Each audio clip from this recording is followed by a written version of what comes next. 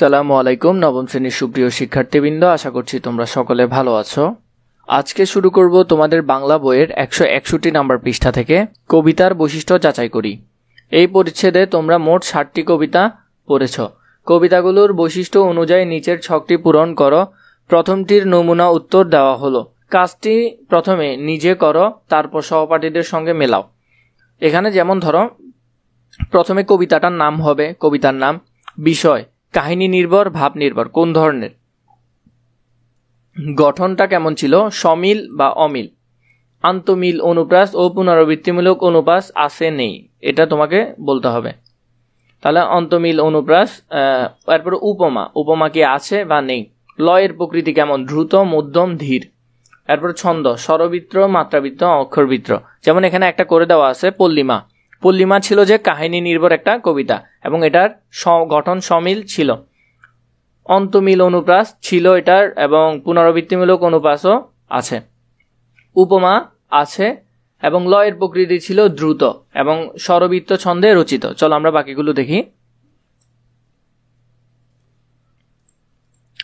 এরপর যদি দেখো কবর, এটা ছিল কাহিনী নির্ভর এবং এটার সমিল ছিল। অন্তমিল, অনুপ্রাস আছে, পুনরাবৃত্তিমূলক অনুপ্রাসও আছে, উপমাও আছে এবং লয়ের প্রকৃতি ছিল মধ্যম এবং মাত্রাবৃত্ত ছন্দে রচিত। এরপরে যদি দেখো বৃষ্টি, বৃষ্টি ভাব নির্ভর কবিতা ছিল এবং অমিল, আন্তমিল, অনুপ্রাস আছে, পুনরাবৃত্তিমূলক অনুপ্রাসও আছে, উপমা আছে, লয়ের প্রকৃতি ধীর ছিল এবং অক্ষরবৃত্ত ছন্দে রচিত। স্মৃতিস্তম্ভ কাহিনী নির্ভর, অমিল, অন্তমিল, অনুপ্রাস নেই, পুনরাবৃত্ত অনুপ্রাস আছে।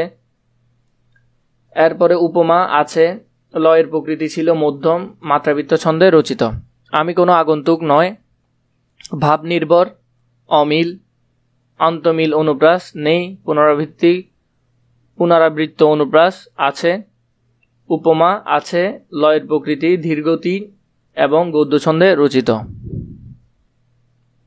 স্বাধীনতা এই শব্দটি কিভাবে আমাদের হলো, এটি একটি কাহিনী নির্ভর। এরপরে অমিল, আন্তমিল, অনুপ্রাস নেই, পুনরাবৃত্তি অনুপ্রাস আছে, উপমা আছে, লয়ের প্রকৃতি ধীর এবং গদ্য ছন্দে রচিত। বনের ধারে বরফ পড়া সাজে, এটা একটি ভাব নির্ভর। সমিল, আন্তমিল, অনুপ্রাস আছে, পুনরাবৃত্তি অনুপ্রাস আছে, উপমা নেই এবং লয়ের প্রকৃতি ধীর গতি এবং অক্ষরবৃত্ত ছন্দে রচিত।